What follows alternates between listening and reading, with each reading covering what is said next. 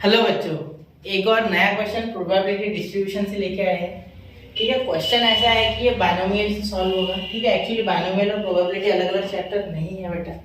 ठीक है, हमारे टेक्स्ट बुक में भले दिए गए हैं, लेकिन ये एक साथ पढ़ोगे तो ज़्यादा फील आएगा। ठीक है, तो देखो बहुत से प्रोबेबिलिटी के क्वेश्चन है ना, बहुत आसानी से बाइनोमियल के एक सिंपल फॉर्मूला से सॉल्व होते हैं। वो लिख लो आप चाहिए तो। अगर आपने अब तक नहीं पढ़ा है कुछ भी, तो इतना फॉर्मूला पढ़ के जाओ, बहुत सी चीज़ें एक आध दो क्वेश्चन तो इस पर आ जाएगी एग्जाम में। ठीक है, चलो देखो, इसका नहीं तो बाइनोमियल का हो जाएगा, दिक्कत क्या है। ठीक है, चलिए देखते हैं। देखो यहाँ आपका p of x is equal to x ऐसा है। ठीक है, यहाँ लिखोगे NCx p का पावर x q का पावर n माइनस x, ये फॉर्मूला याद रखना। ठीक है, चलिए NCx p का पावर x q का power n minus x, n यानी नंबर ऑफ सिलेक्शंस कितने अपने पास है, x यानी हमने कितने सिलेक्ट करने हैं। ठीक है, कितने चॉइसेस अपने पास है, उसमें से कितने चॉइसेस हम खुद सिलेक्ट करते हैं। ठीक है, समझ रहे हो ना, सी यानी सिलेक्शन। ठीक है, चलो शुरू करते हैं। तो यहाँ देखिए आपके पास फेयर कॉइन को 5 बार टॉस किया गया है, मतलब n आपका 5 है, यही समझ जाओ।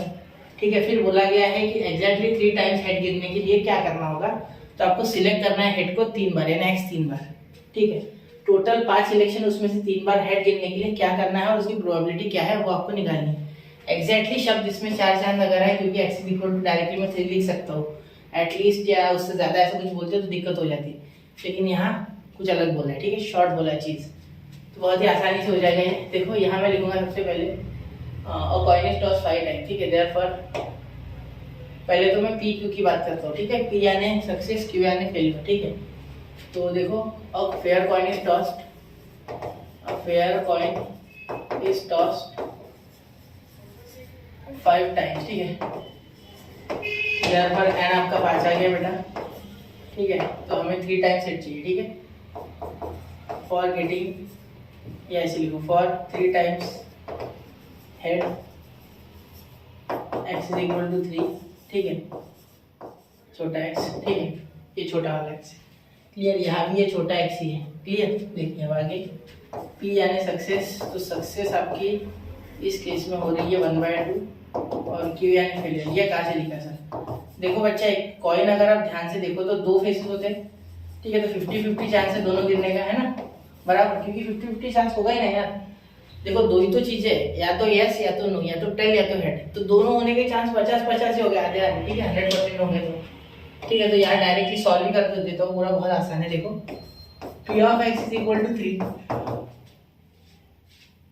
x है ना इसलिए। ठीक है, तो 5c3, इसको सॉल्व करने का भी तरीका बता रहा हूँ, 2 मिनट है। ये 3 और यहाँ q 5 माइनस 3। ठीक है, चलो 5 माइनस 3, चलिए देखते फिर।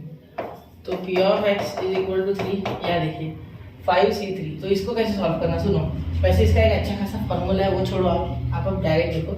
ये 5 है ना, तो 5 यहाँ 3 है, तो 5 का फैक्टोरियल आपको ऐसा लिखना है कि उसमें के 3 अंक उठा है। देखो ऐसे पहले लिख लो इसको पूरा। ठीक है, फिर अब इसमें के पहले के 3 उठा लो, तो ये काम किया आपके, बाकी छोड़ो। ठीक है, फिर इसके बाद 3 का फैक्टोरियल तो पूरा ही आएगा नीचे, क्योंकि ये जो भी नंबर होगा उसका पूरा फैक्टोरियल, तो 3 × 2 × 1। ठीक है, 3 3 गया, 2 2 4, 5 2 10, अपॉन 1 का कोई लेना देना है नहीं, तो ये 10। ठीक है, इस तरीके से थोड़ा वापस से देखना, वो नहीं समझा है तो।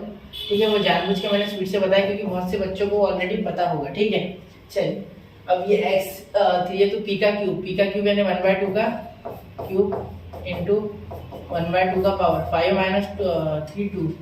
ठीक है, तो यहाँ p of x is equal to 3, 10 into 1/2 का क्यूब है। ठीक है, इंटू 1/4। ठीक है, तो यहाँ क्या हो रहा है, 2 2 और 2 5 है। ठीक है, तो यहाँ 5/16 आपका आंसर आ रहा है। p of x is equal to 3, मतलब probability of getting 3 times head we have here, the probability is what, 5/16। ठीक है बच्चा, समझ रहे हो, कोई दिक्कत है क्या? नहीं ना, बस बहुत आसान है, ऐसे करते जाना है क्वेश्चंस। ठीक है, और मैं तो रही आपके साथ। ठीक है, अभी और 7-8 दिन है एग्जाम को, मैथ्स की बात कर रहा हूँ, बाकी तो शुरू हो रहा है कल से। तो मिलते हैं अगले लेक्चर में, पढ़ते रहे, आगे बढ़ते रहे। जय हिंद, जय भारत।